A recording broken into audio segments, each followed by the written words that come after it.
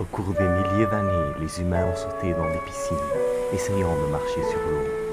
Pour l'instant, ils ont tous échoué. Ce talent aux proportions bibliques est-il un miracle? Serait-il possible de marcher sur l'eau? C'est pourquoi nous allons explorer les différentes méthodes pour y parvenir.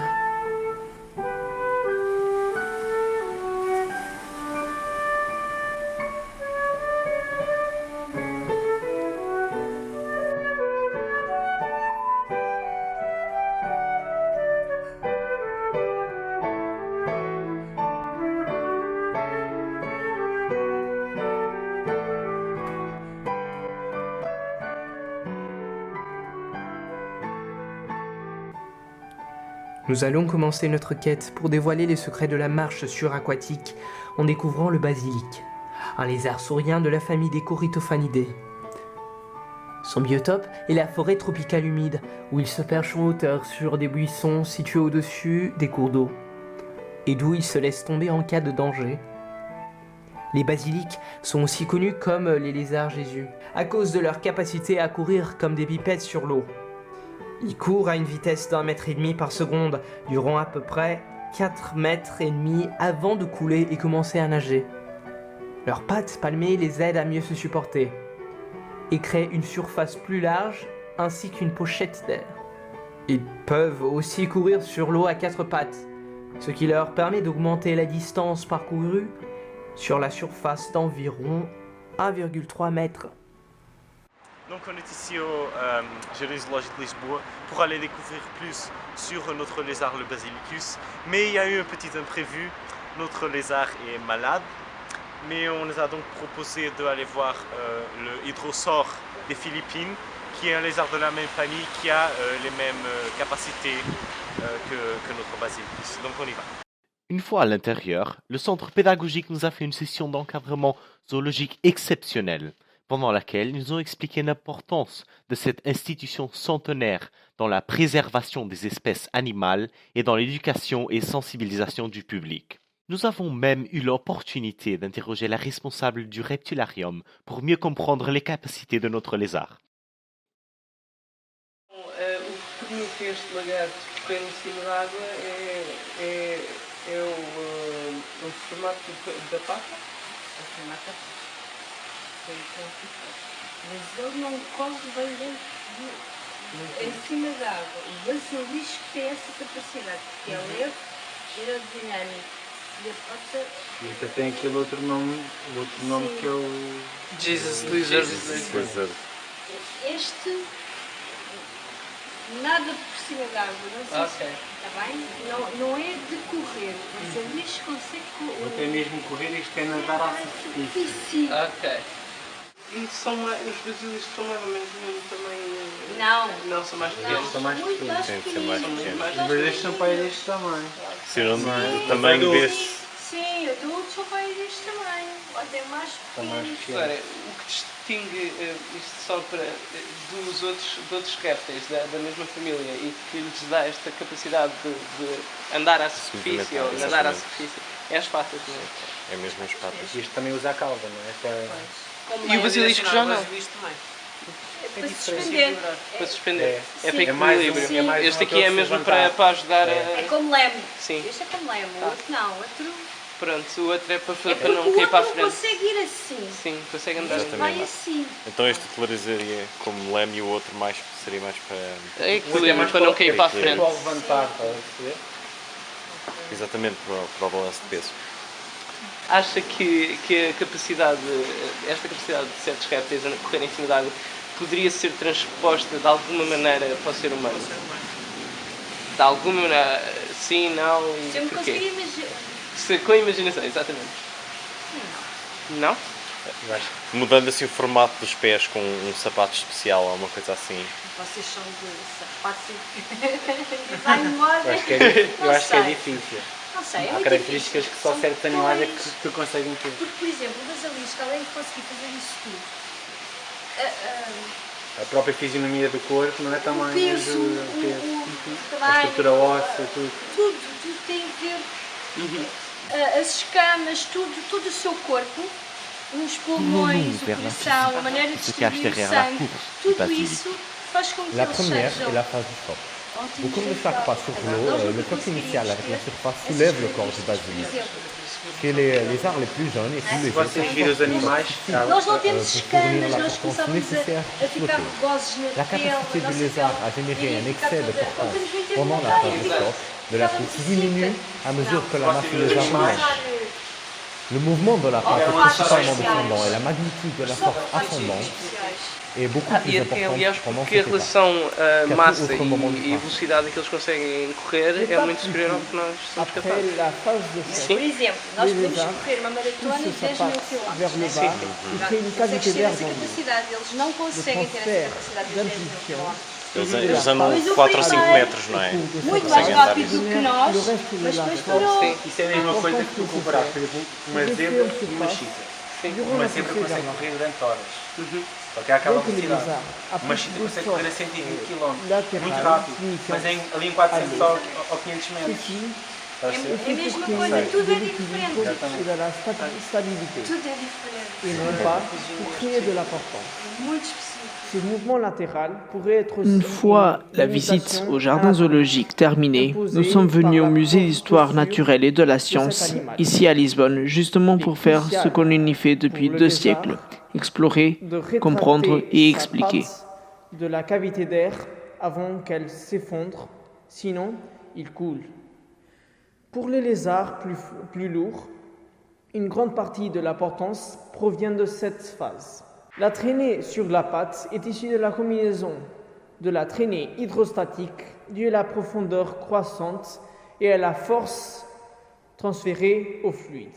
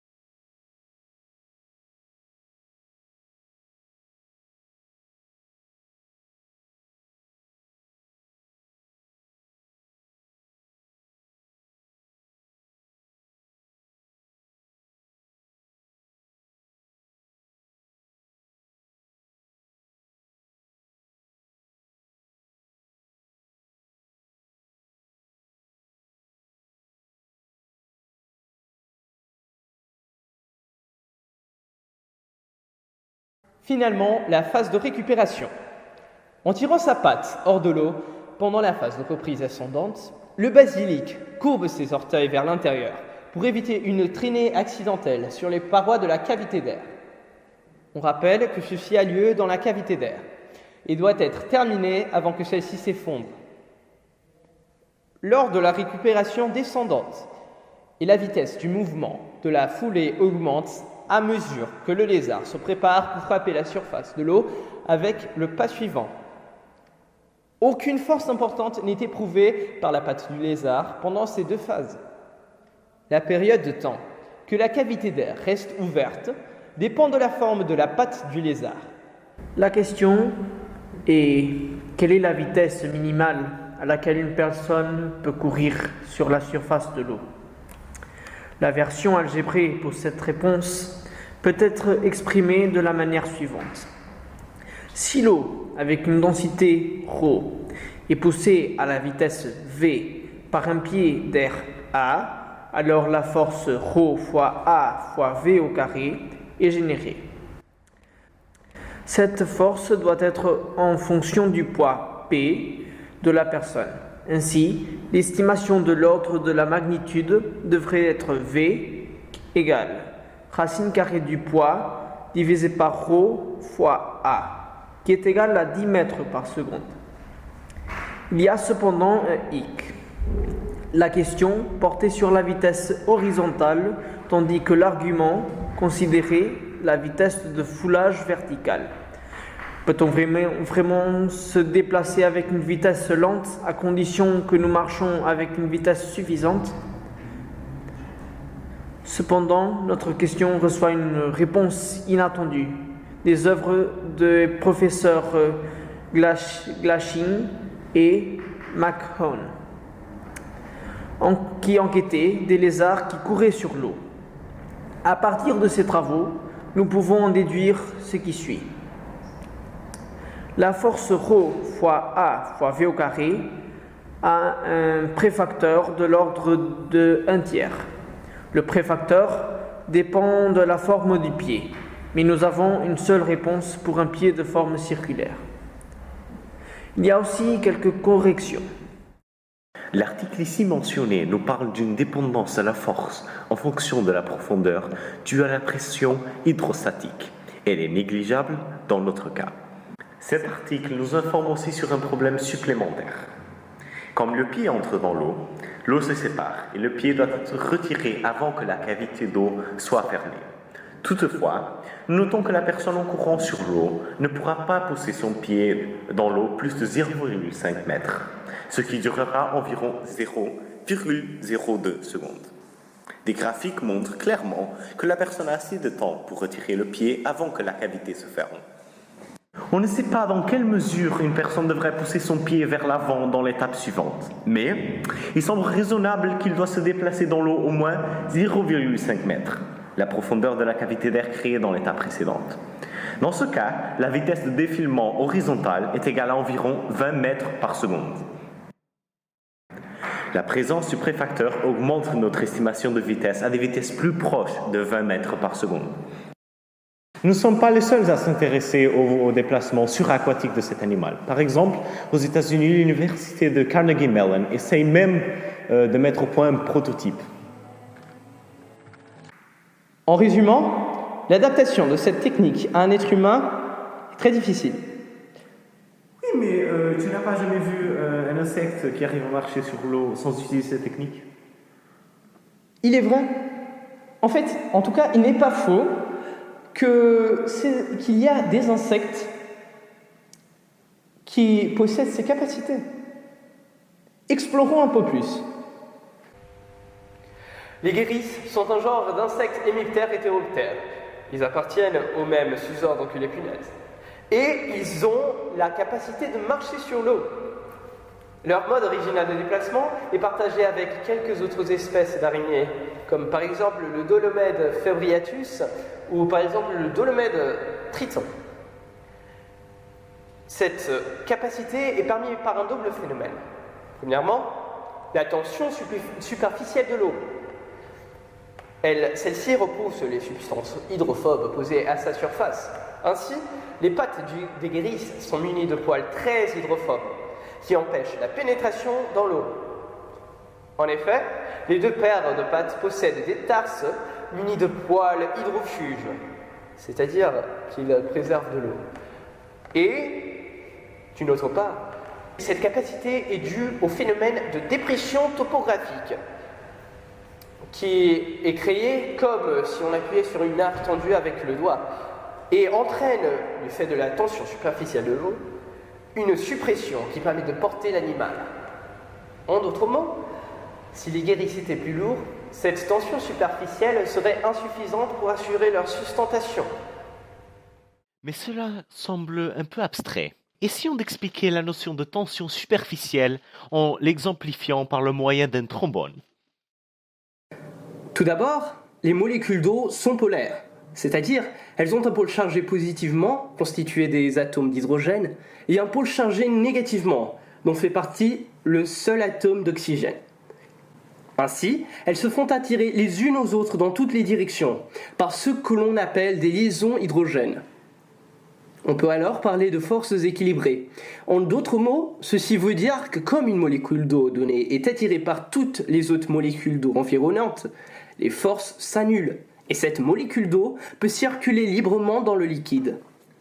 Cependant, la situation est différente pour les molécules d'eau qui se trouvent en surface. Les molécules à la surface du liquide ont les mêmes molécules sur un côté, faites d'eau, mais différentes molécules de l'autre, constituées d'air. Ainsi, les forces de cohésion entre les molécules d'eau sont beaucoup plus grandes que les forces d'attraction entre les molécules d'eau et d'air, résultant en une force nette sur la surface que l'on appelle tension. Ceci donne l'impression d'une peau invisible. De surcroît, cette interaction explique aussi pourquoi les liquides adoptent une géométrie et ont la plus petite aire de surface, celle d'une sphère. Premièrement, on remplit notre récipient d'eau. De suite, on dépose avec attention le clip à la surface de l'eau à l'aide de notre fourchette ou de notre cuillère. Ainsi, nous pouvons bien observer ce phénomène de couche invisible lorsque le trombone repose sur la surface de l'eau. De plus, le trombone est aussi capable d'être porté par la tension superficielle puisque son poids, c'est-à-dire la force gravitationnelle exercée sur lui, est très faible par rapport à la tension nette à la surface de l'eau. Cependant, si on diminue la tension superficielle de l'eau en y ajoutant quelques gouttes de tensioactif, typiquement une goutte de détergent en liquide, le guérisse n'est plus porté et crève la surface de l'eau. C'est pourquoi le guérisse marchant normalement sur l'eau est considéré comme un bio-indicateur d'une eau non polluée par un tensioactif. Mais puisque la tension superficielle de l'eau est incapable de soutenir un homme, que faire ?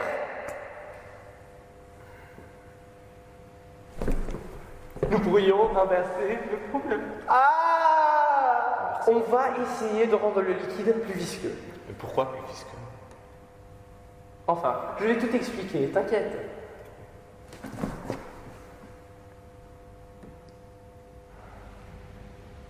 Qu'est-ce que la viscosité ? La viscosité, par définition, est la propriété du fluide correspondante au transport microscopique de quantité de mouvement par diffusion moléculaire. Autrement dit, plus la viscosité est importante, plus la vitesse à laquelle le fluide se déplace est faible.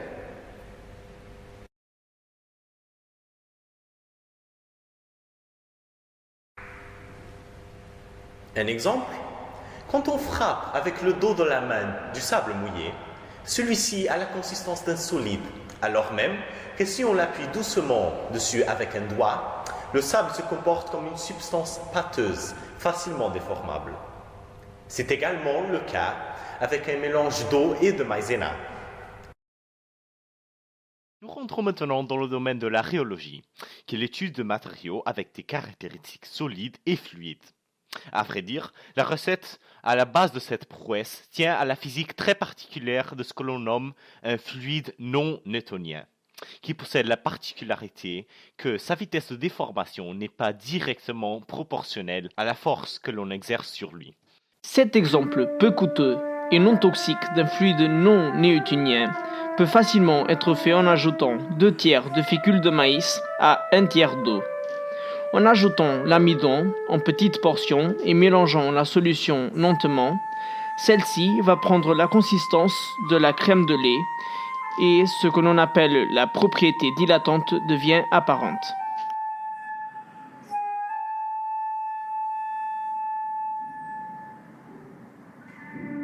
En effet, les fluides non newtoniens arrivent à supporter le poids d'un humain puisque leur viscosité apparente s'amplifie selon l'augmentation de tension.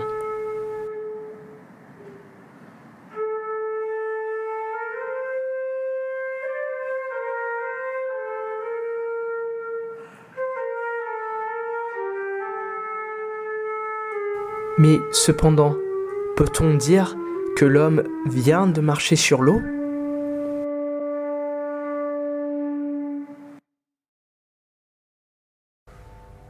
Nous avons étudié le basilicus qui, lui, est capable de marcher sur l'eau. Cela est dû à ses grandes pattes qui créent une grande interface avec l'eau et aussi à son anatomie exceptionnelle. Par la suite, nous avons découvert le guéris, un des nombreux insectes capables de marcher sur l'eau. Et ceci grâce à ses poils hydrophobes et à son faible poids qui lui permettent d'être soutenu que par la tension superficielle de l'eau. Sachant que l'homme n'a pas le poids d'un guéris ou l'anatomie exceptionnelle du lézard, on a été obligé à porter un nouveau regard sur le sujet, altérant la superficie liquide. À partir de nos expériences sur le fluide non newtonien, on a finalement arrivé à faire l'homme marcher sur l'eau. Alors, pour répondre à notre question, serait-il possible de marcher sur l'eau? Serait-ce un miracle? Cela est possible. Le truc, car il n'y a rien de religieux, de magique ou de paranormal, et qu'il vous faudra pour y parvenir disposer de plusieurs milliers de litres d'un fluide non newtonien. Elle s'est déroulée à Kuala Lumpur, en Malaisie, et non dans les Tibériades. Et on y voit des enfants et des adultes courir sur ce fameux fluide non newtonien.